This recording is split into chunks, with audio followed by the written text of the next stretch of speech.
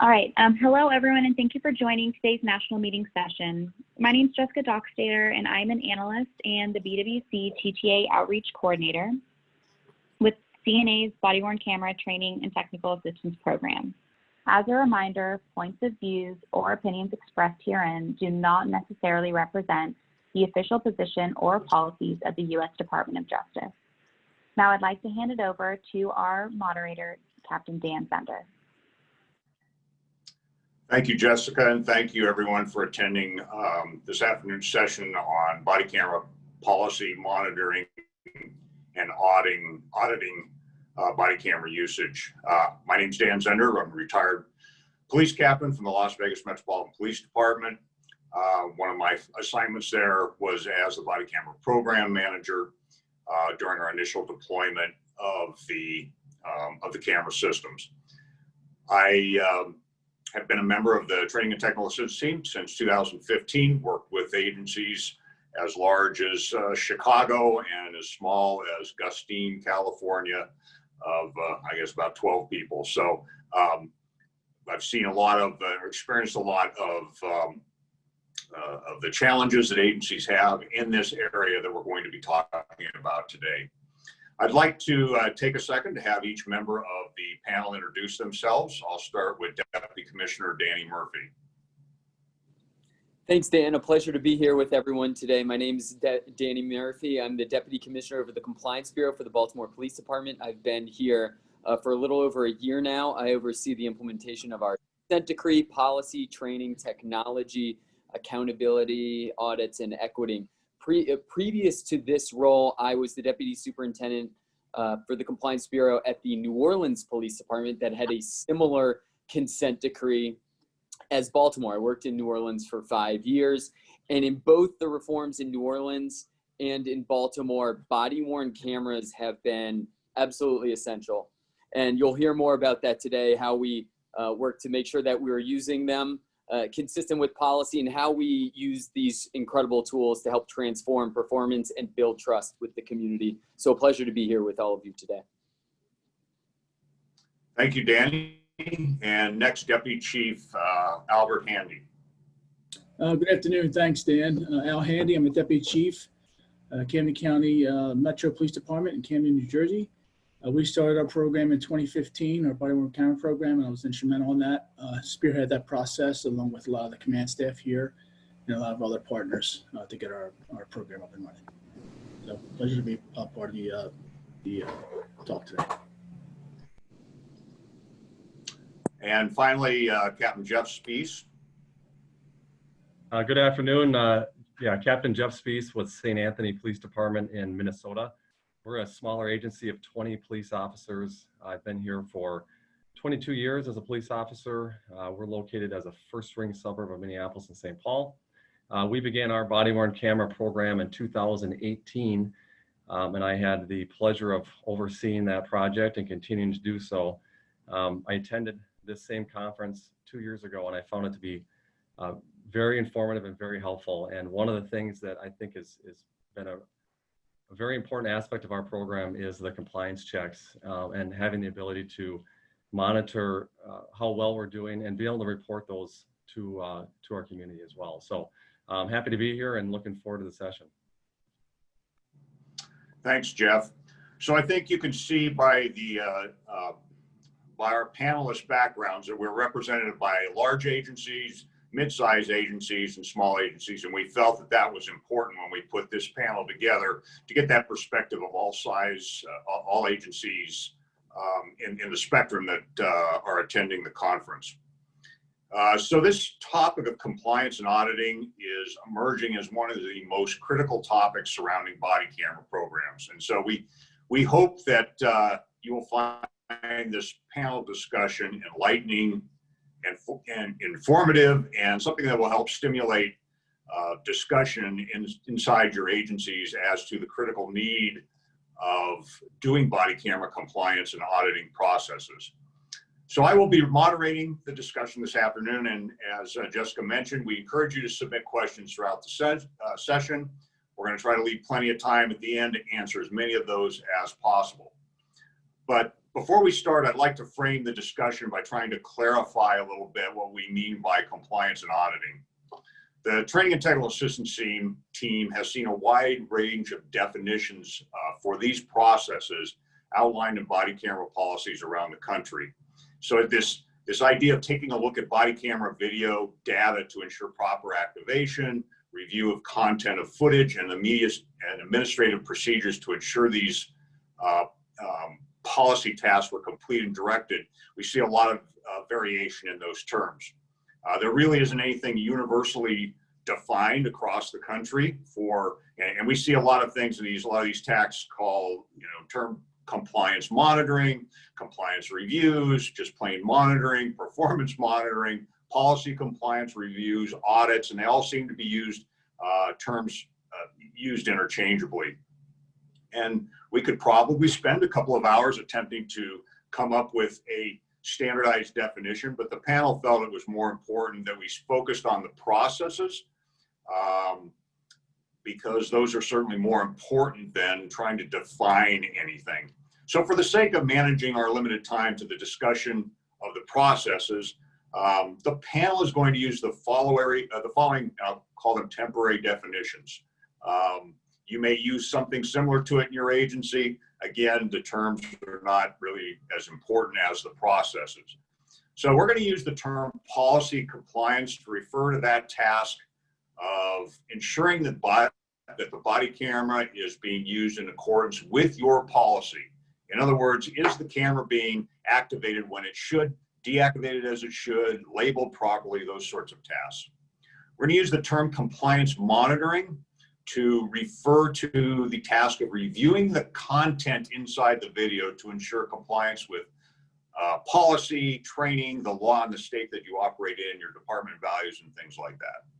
And finally, we're going to use the term auditing to refer to the administrative processes that are in place to ensure that the compliance, the previous two definitions, those compliance processes were being done as directed by policy or by department mandate. Auditing ensures that the agency says it's doing what it says it's doing and is getting it done efficiently and effectively as directed. And the result of an audit is some sort of formal documentation. So with these placeholder definitions in place, let's get the discussion started. And during today's discussion, we're going to have some poll questions. So I'd ask that the first poll question is sent up. So the first question is, my agency has established a formal compliance program. Yes or no? So I'm going to ask Commissioner Murphy on this first one. What are you looking for with your compliance checks and why? Thanks for that, Dan, and thanks for the good overview of this topic. Compliance checks can maybe sound very complicated, but I think it's critical for agencies to know that you can start simple on this. And it's the act of checking to make sure we're following our policy. And this action is so essential to the success of your overall body-worn camera program, and I'm glad we're addressing it today. Because agencies adopt body cameras with the goal of fostering transparency and accountability and building public trust. But if we aren't sure that we're turning on the camera consistently, we can be setting ourselves up for failure. And if there's a critical incident and we don't have the footage because we haven't been practicing and making sure we have the footage, we can be in trouble in that situation and hurt trust rather than gain it. So compliance checks are an essential tool towards ensuring the faithful implementation of your body-worn camera policy. And as Dan said earlier, it's the simple act of making sure we're following our policy. So in New Orleans, when we rolled out our body cameras in around late 2014, early 2015, we put a policy in place that clearly said when we had to activate, when we could shut it off, and for all the different interactions we needed to turn the cameras on. So we took a list of all of the activities for a single day and that required body-worn camera activation, and we reviewed manually, this was not an automated process at that point, whether we turned the cameras on or not. It was very simple. We graded not just the overall department, but each district each unit and officers to be able to see who was succeeding and who needed some more help and direction on carrying out the policy on a regular basis.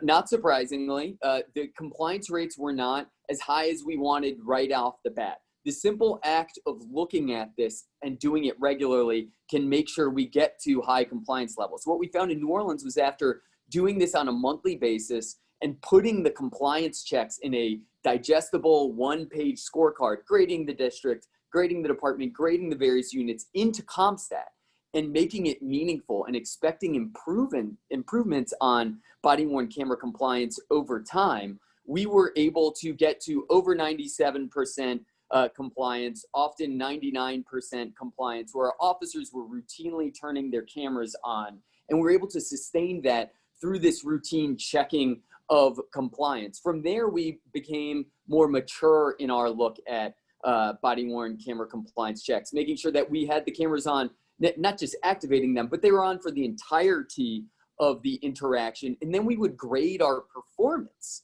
on the footage, comparing it to reports, looking at use of force, stop, search, and rest, and looking at the reports, comparing them to footage to really have a very rich supervisory tool to give our officers greater, more in-depth guidance on where they're succeeding and where they could perform better, to ultimately deliver on the promise of body-worn cameras, of making sure we're performing at the highest levels, seeking accountability and transparency, all towards building trust. So it can start really simple. And it can start with just seeing, are we turning the cameras on? And then from there, you can do more performance reviews of how you're performing to really elevate the quality of your department. And what we saw in New Orleans was that a robust body-worn camera program was foundational and essential towards building public trust, according to community surveys, decreasing public complaints, decreasing serious uses of force, decreasing force overall, and increasing the quality of our interactions with the public. So by taking a simple step towards compliance checking, making sure we're using these powerful tools, we can deliver on the promise of body-worn cameras overall. But without having a compliance check system in place, departments are setting themselves up for failure. Happy to discuss this in greater depth later, but this is such an important topic. And thank you for Dan and CNA for coordinating this today. Yeah, Danny, I think that one of your key takeaways there is the feedback to the chain of command and to the officers about the compliance. And we are going to talk a little bit more about feedback mechanisms as we get further on. Jessica, could you throw up the poll results, please? So 69% of those in attendance have a formal compliance program. And we'll hope that the 31% that don't are still in the process of fielding their body camera systems and haven't quite got to that stage of your deployment where you're just purchasing or getting ready to field them. We hope again that this is going to be useful information, because this process and the processes we're talking about are something that you've got to plan for way ahead of those cameras landing on the ground. So now we have another poll question, please. Second one. Who conducts compliance checks in your agency? Is it a first line supervisor? Is it an agency level person or office? Maybe both A and B, or an entity external to the agency? And while you're answering that, I'm going to send the next question out to Deputy Chief Handy. Who in your agency do you believe should be doing these checks that Danny spoke about, and why? Thanks, Dan. So we believe the ideal circumstances would be for first-line supervisors to perform the reviews or the audits, as well as an independent audit unit made up of either civilian or sworn personnel. Like I said, we began our program in 2015, and our audit processes have evolved quite a bit over that period of time, and they continue to do so. So what we found is that it's important for the first line supervisors to perform the audits, because first, it's inherent in their function, right, to monitor and to supervise their personnel. But reviewing videos of incidents and interactions puts you right there at the scene, so you get an invaluable glimpse of how their officers are doing, performing, and identifying training or exemplary performance issues during that incident. The only thing is, though, two of the main problems we see with that process is that they can be time consuming. So to perform these by the first line supervisor, it's going to take away at times from performance of other supervisory functions. So that's one takeaway that we found. Another is viewer bias. At times we found that first line supervisors can tend to overlook certain issues when it comes to their own personnel.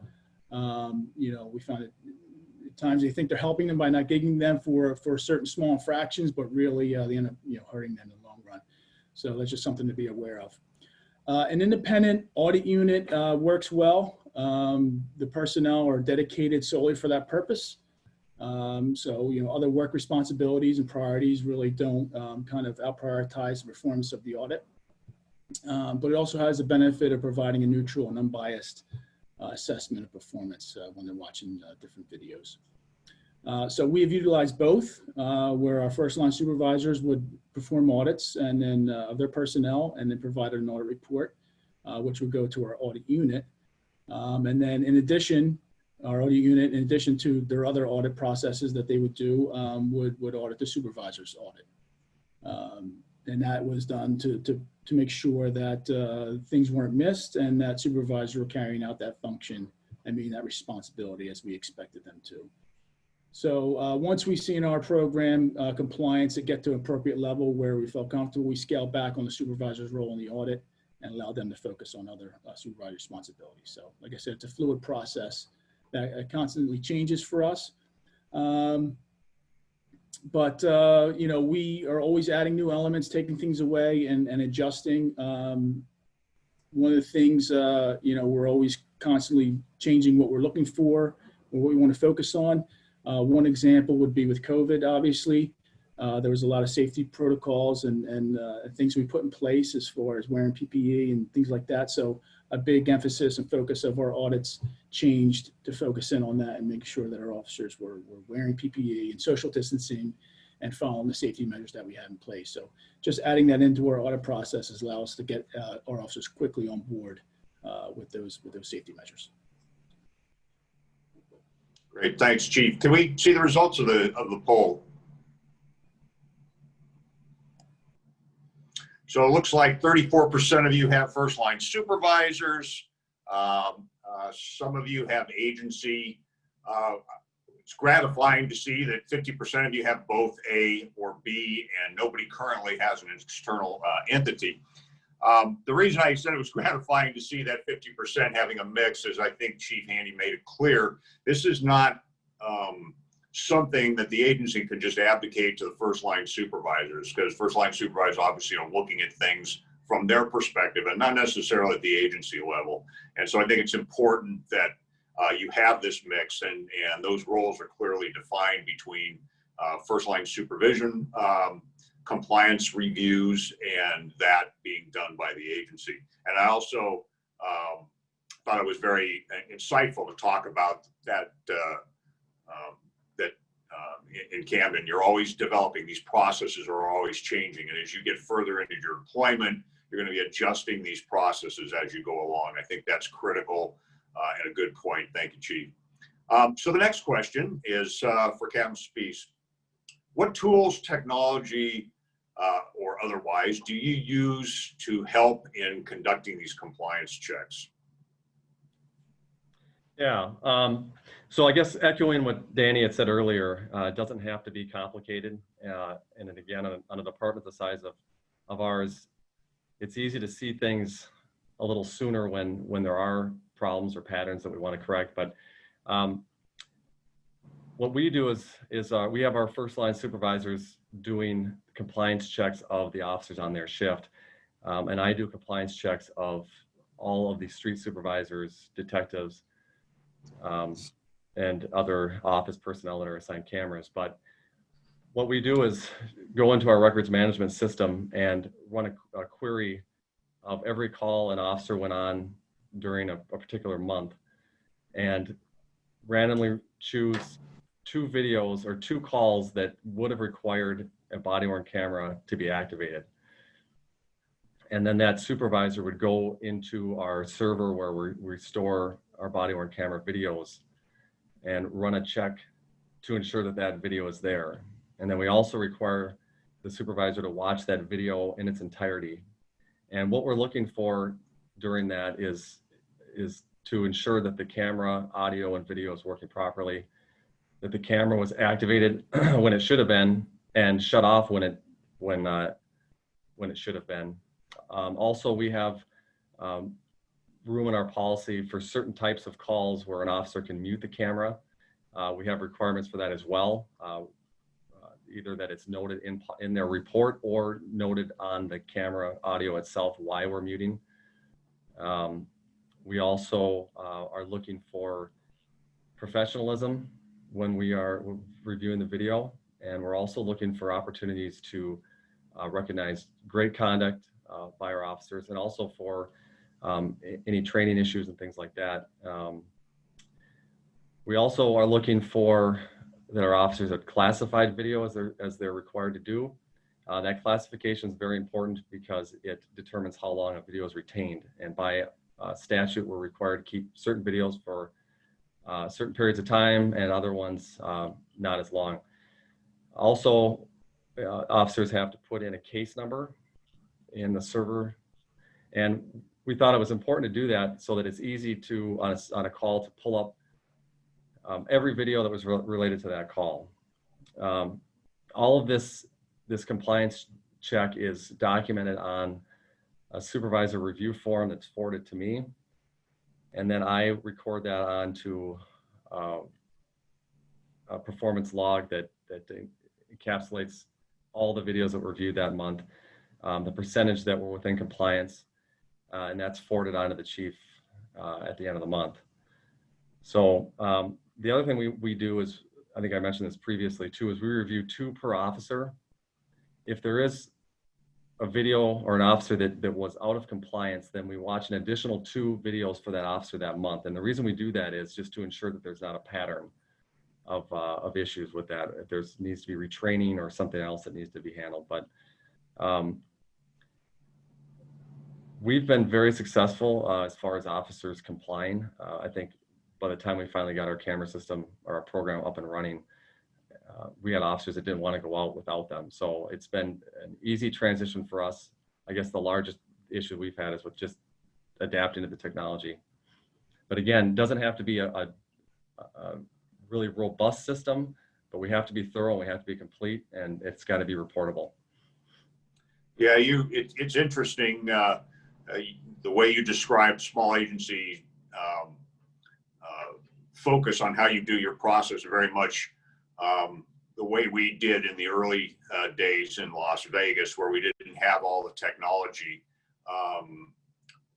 that is available today. So I'd like to ask the other 2 panel members just for a second, from a technology standpoint, what many small agencies will do, obviously with less of a budget, perhaps. And so, what technology do you have available for large and mid-sized agencies to accomplish the same tasks that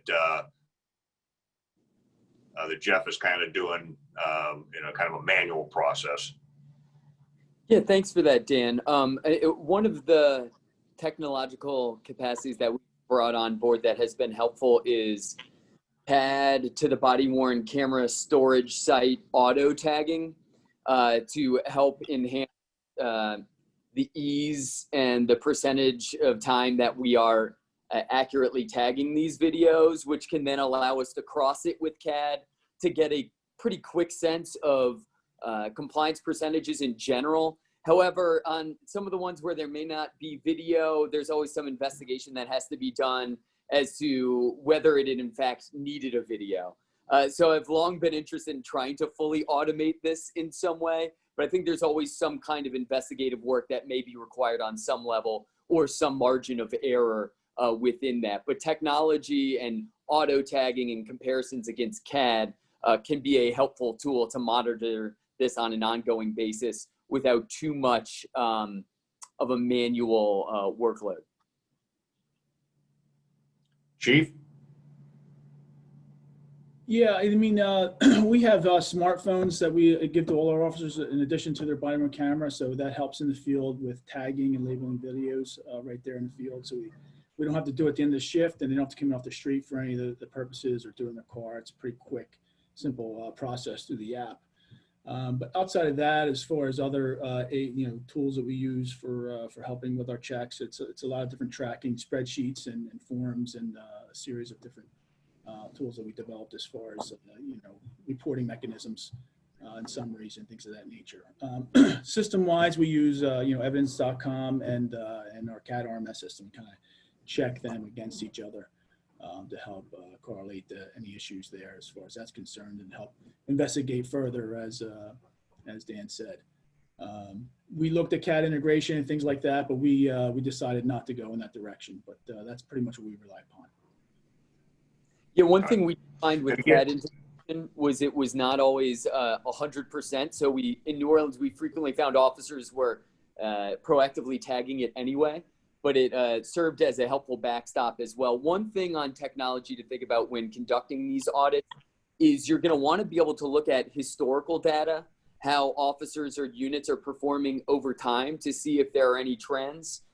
So thinking through on the front end, how you're going to store that audit data can be helpful. In New Orleans, we set up a SharePoint form that would, in a very systematic way, structured way, capture all of this information over time and enable us to really get better trends on things over time. So it wasn't separate spreadsheets, et cetera.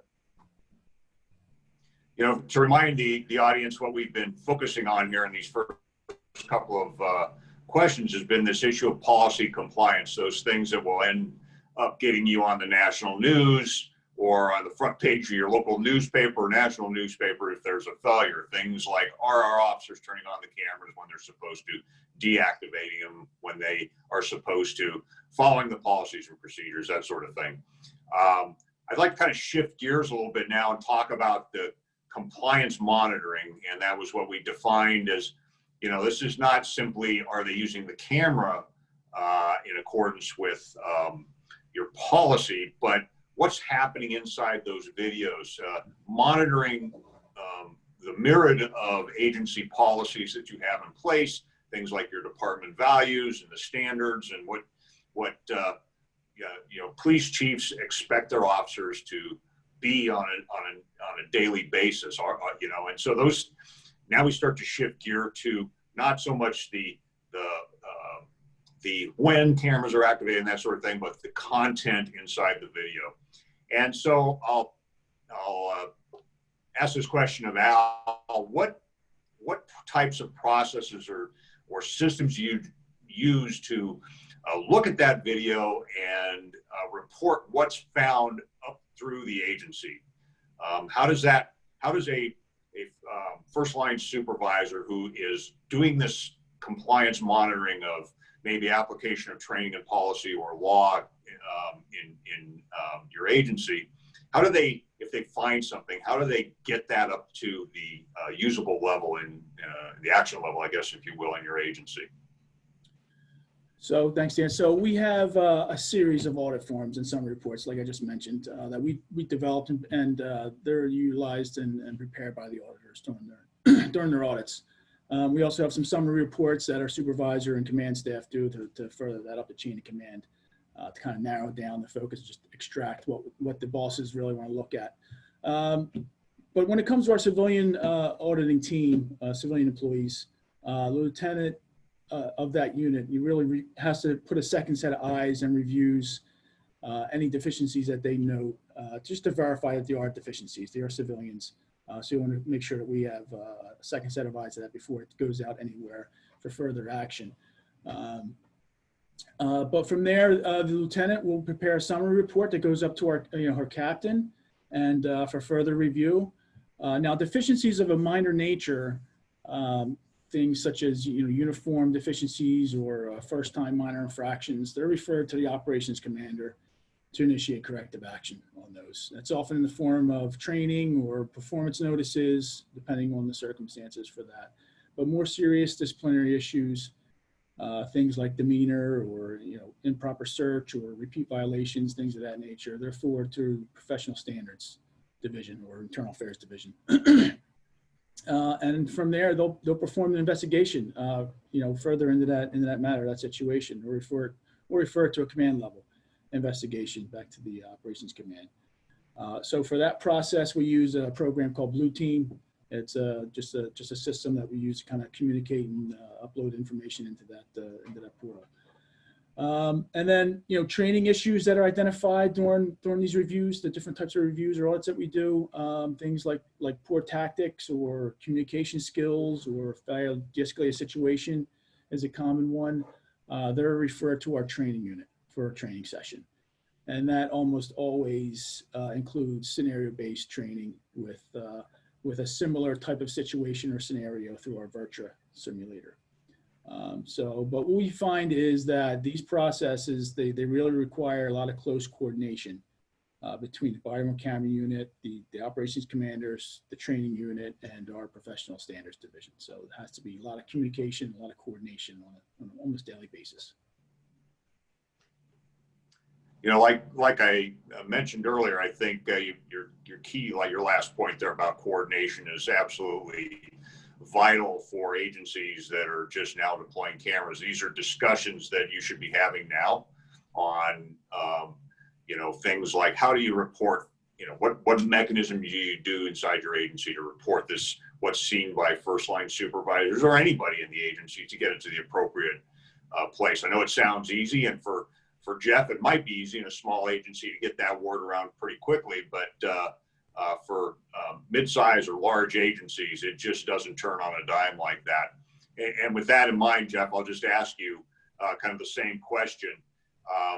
From a small agency perspective, how easy, Al talked about a kind of a robust system. What do you guys do in your agency to address this issue?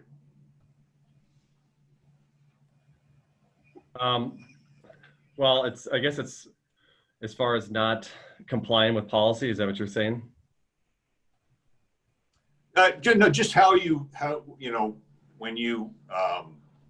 when somebody in your agency sees a problem, how do they get that in a small agency? How does that done? How's that word of one of your first line supervisors getting that word up to your level and up to the chief's level? How does that work, and how does it differ from the process that Al just mentioned?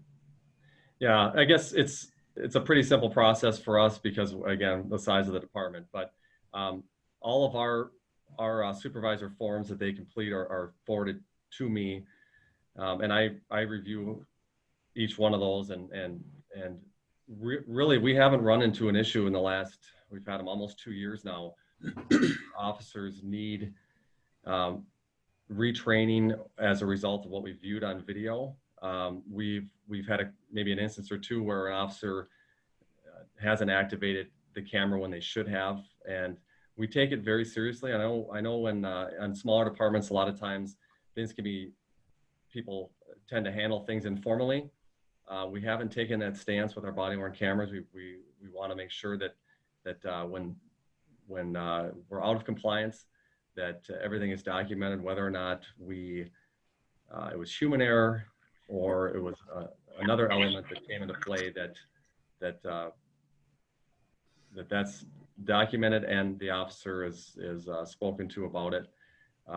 With that said, we do expect there to be an element of human error, technical errors, situations out on the street that are rapidly evolving. We've had officers that have been without them being aware of it, have been thrust into a use of force encounter where they haven't been able to activate their camera. And those are things that we handle on a case-by-case basis. But again, very important that we document these things because down the road, we want to have that on paper in case there is a trend that is, beginning to occur. So, but we're all officed within feet of each other. So getting the word out is fairly easy to do.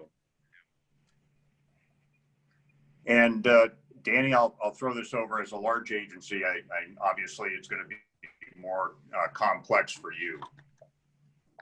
Yeah. And so early on in New Orleans, as part of our consent decree process, we saw the body-worn camera compliance is really essential towards moving forward. And early on, there was consistent discipline for violations. So basically, officers were typically getting a day suspension for failing to use the camera. We did more analysis to what the captain was saying about there is going to be some human error in this, and we need to account for that, and we need to handle discipline based on the severity of or the impact of failing to use the camera. So we eventually created an inadvertent misuse of body-worn camera policy. It's available on the New Orleans Police website that factored that human error into it, where it said, well, we're going to have to take disciplinary, have an investigation if you fail to activate it during a complaint or a use of force type of situation, the very situations we really need the cameras for. But if it's kind of just a random call for service, no negative impact, we're able to better respond to that and not unduly discipline officers for failing to comply. But very early on there, we set the tone that it's necessary to turn on the cameras. But then thankfully we came to a more balanced approach to discipline. So that set the tone, but doing these compliance checks over and over on a consistent basis really helped us to get to a consistent level of compliance. And one thing I want to emphasize further that Dan brought up earlier is that how do you communicate these results back to the rest of the department in the chain of command? Audits sometimes can go and collect dust on someone's bookshelf and not really produce the change we're looking for. What we found really critical was producing the results in a very digestible way. Command is super busy. Supervisors are really busy. We need to give them very quick direction on where they're succeeding and where they need to improve. And so what we would do is boil down these scorecards, these compliance scorecards, onto one page, listing all the districts and the different areas we're looking at so we could pinpoint our successes and where we needed to improve. And we put those right in the heart of our CompStat management meetings. And we distributed throughout command so that everyone knew where they stood and where they needed to get to. And we didn't just do that for body-worn camera compliance. As Dan said, you can evolve over time and really use what is on the footage to help improve performance. So we took that same approach to stop searches and arrests, uses of force, whether we were turning on the camera for the entire incident, procedural justice. Are we acting in a way that's going to really generate trust? And we could merge these body-worn camera reviews together. There are many different performance areas you can assess on one body-worn camera interaction. And we really try to maximize that and put all of that in front of our commanders and supervisors so that they can live up to the high standards of policing and deliver the policing services that our community is looking for. If anyone's interested in kind of hearing about the evolution of this compliance check scorecard process, we wrote a journal article about it that I'd be happy to share. But yeah, it's really about starting where you can and taking it seriously and building from there and holding accountable so that you are prepared for that critical incident and that you are able to review non-critical incidents just to make sure we're acting the way we need to across the board. And whether that's going to require training or just some supervisor counseling or sometimes discipline, you need to be thinking of that on the front end. You don't want to be caught on the back end trying to figure out what you're going to do in these types of situations. And another thing I'll say that we should think about on the front end is if a critical incident happens, what are you going to do with your footage? You see in some cities, they've had trouble where they don't know whether to release the footage or not because they don't have a policy in advance. And then community calls for the release of the policy, the release of the footage can force a lot of conversations in the moment, in a tense moment that we should have happened far before. So you're prepared for that moment. Because for most medium and large size agencies, critical incidents aren't a question of if, it's a question of when. And we need to be prepared for that moment and to build trust and accountability in those moments. That builds off of a previous session earlier today with Laura McElroy talking about that, you know, when the bad thing happens, as I like to call it, at 2 o'clock in the morning, between 2 and 8, and that press conference is not the time to be figuring out what to do. Additionally, you know, it should be noted that an effective compliance program will hopefully find these landmines in your agency before it hits that situation where where your chief is having to stand in front of the media at 8 o'clock in the morning. That's kind of one of the whole purposes of the compliance monitoring. And I'm not just talking about the compliance check where you're talking about body camera policy, but what's inside your video. The smaller the agency, the easier it is to kind of look through more quantities of videos to see if your, as a chief, your people are doing what you expected. The bigger the agency, the tougher that becomes. So I'd like to shift gears now and talk about audits. And so, Jessica, if you send out the next poll. My agency has established a formal audit program. Again, this is an audit as we define it, is that looking at those processes that your agency does to ensure that those compliance steps are being done. So this is not looking in at the video. This is making sure that the steps we're doing are being done in accordance with our policy. So I'll start this one off with to Jeff. How do you audit your internal processes? So you're a small agency. How do you audit the processes and ensure that what you're saying that you're doing are being carried out as envisioned by the agency? Yeah, so we have kind of a two-pronged way of doing this. I mentioned it a little bit earlier, but I complete a monthly review report, and that encompasses all of the compliance checks that our supervisors have done. And what we're looking for is, again, patterns of non-compliance, but we're also looking to make sure that all of our supervisors are doing the compliance checks, number one. And the other thing is that they're reviewing a variety of different videos. It's a little easier to review a 4-minute video of a traffic stop that resulted in a verbal warning versus a 30-minute domestic call. But we need that variety to ensure that we're compliant on the spectrum of calls that the officers go on. The other thing that I think is important to note is in Minnesota, and I don't know how it is in other states, but there is a statutory requirement to have an audit by an independent auditor completed every 2 years. And we're coming up on that, so I don't have direct experience on what that's going to be. I do know by statute that what this auditor will do is we'll be looking to make sure that we're classifying our videos correctly. On top of that, the data that we have or that was in the system that should have been discarded or destroyed is no longer on the system. And also verifying that we're watching the videos for law enforcement purposes only.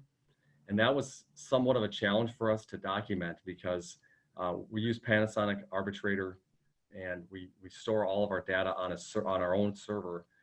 And so there's not a good place inside that server or on that software platform to put down why we're viewing video. So we've come up with a way inside of our records management system to document every time we review a video. So if an officer, as simple as going back to review a video of a DWI stop to ensure that they're completing their report in the correct order or something like that, they would have to note that they reviewed the video and what the reason for it is. And so again, we do it internally, but we're subject to that external audit as well. Okay, thank you. And I'm going to briefly, I'm going to turn over to Danny. I want to get the big agency. I know you have a lot of experience with 2 large agencies, to ask about your thoughts on auditing processes before we go to the questions and answer phase. Yeah, sure.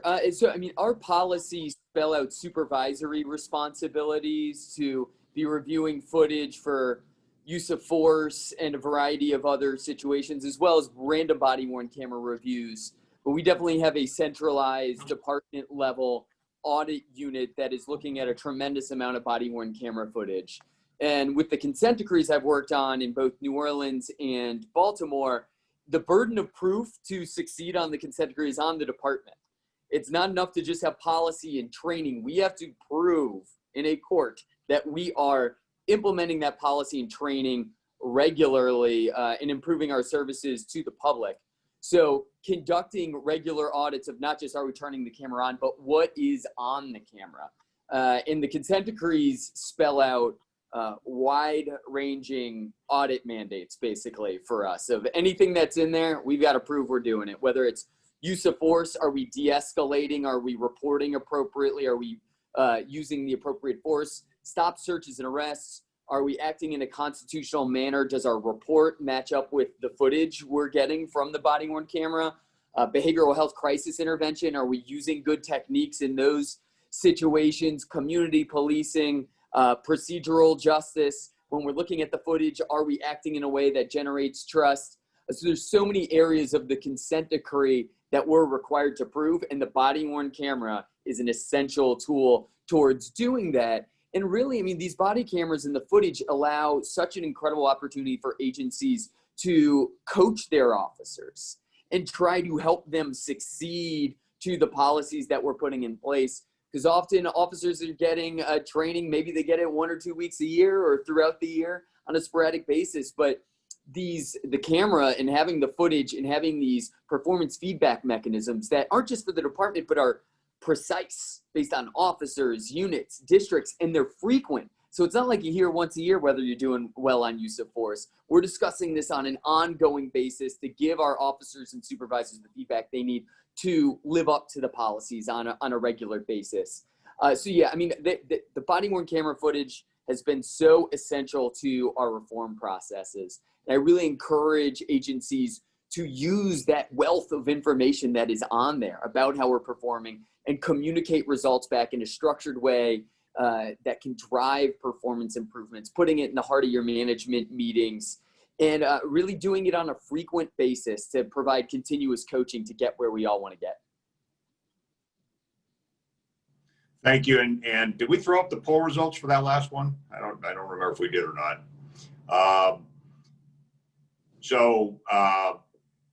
56% of you do have a formal audit process, and I'm assuming the other 44% are still looking at or not at that stage yet. But again, those processes, one of the things that I want to add and kind of capping off this discussion before we go to question and answer is that regardless of what you do, whether you're robust technology-based audit processes, internal, external auditors, whatever it is, or you're a smaller agency with a fairly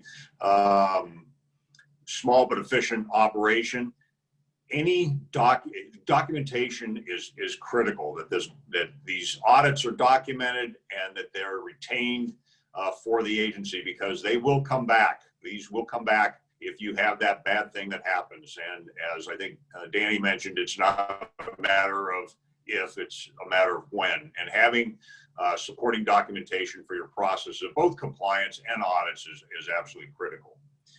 So now we'd like to go ahead and open it up to any questions. And Jessica, so I'll throw it over to you if you could go to the first question. Hey Dan, it's Bridget. I'm actually going to read you the questions. So the first question is, are you listing the events that require body-worn camera activation in your directive, or those where activation is required? It seems like the list of those incidents not required would be much easier to remember and list in the directive. Yes, I mean, we list when you have to turn it on, as well as some exceptions for when you may not have to turn it on. I think your directive could list both for ultimate clarity, but it is so important for the policy to be very clear about what situations the camera needs to be turned on in. And specifically in those situations, by when do you have to activate and when can you turn the camera off? And then are there any situations where for personal privacy reasons, perhaps in like a sex assault case or something like that, where the victim asks you to turn it off, what do you do in that type of situation? But I think whether you want to, the policies I've worked on have said when you have to turn it on. And it is a lengthy list, but it also spells it out fairly clearly. Thank you. Moving on to the second question. So is it important to determine a specific percentage of videos to be reviewed for effective compliance measures versus one video per quarter per officer? I'd like to start off with that and then maybe turn it over to Al, get his viewpoint on that. Again, there's so many factors that determine that when you're getting started. What we'll frequently see in policies around the country is some verbiage that says something along the lines of, supervisors will look at X amount of videos of X amount of length, X amount of times a month. And I think some of the early experiences with that were kind of not very promising, because sometimes supervisors took a path of least resistance.